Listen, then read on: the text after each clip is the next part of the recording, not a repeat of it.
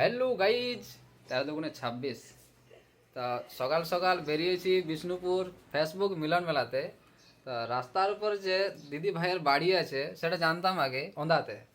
তো 6 মাস থেকে দিদিও অপেক্ষা করছে আর আমিও এক্সাইটেড ছিলাম যে দিদির বাড়ি দেখবো জায়গাটা কীরকম। ঠিক আছে, তো যা কপালে যা মানে যা থাকে সকালে তাই যেটা কপালে সেটাই হলো। তো এখন দিদির বাড়িতে উপস্থিত। এই যে দিদি এখন ক্রিম সাজাচ্ছে কেকের উপরে, এই দেখো।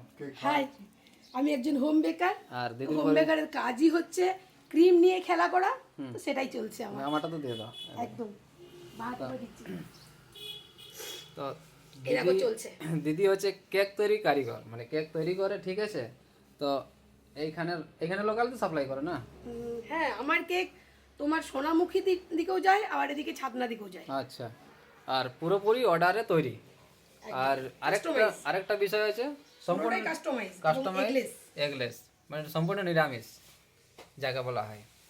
তো দিদির বাড়ি এলাম, দিদিকে জিজ্ঞাসা করবো যে আমরা যে পৌঁছেছি কেমন লাগলো।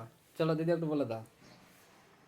দিদির বাড়িতে ভাই এসছে, এটা দিদি হ্যাপি না হয়ে পারে বলো? একদম। আমি ভীষণ ভাবে হ্যাপি যে আমার ভাই এবং দাদা ভাই দুজনেই আমার সাথে দেখা করতে এসছে। দাদা ফুল আর এই দেখো, হোম বেকার মানুষ ক্রিম নিয়ে খেলা শুরু করে দিয়েছে। আর আমিও ভীষণ খুশি যে জায়গাটা পৌঁছাতে পারলাম। ঠিক আছে, সকাল সকাল যা রাস্তার উপরে আছে, তবুও তো ইচ্ছা না থাকলে উপায় হয় না। তো ইচ্ছা ছিল দিদির বাড়ি পৌঁছেছি। তো আলাপ হলো।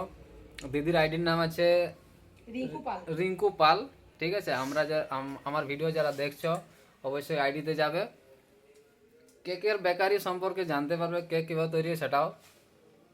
ওকে, এই যে দাদা এইদিকে আছে। আমারটা রেডি? এই দেখো তোমার রেডি কেক। আমারটা রেডি।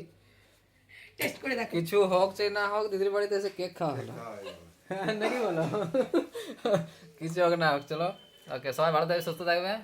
Tata, bye bye.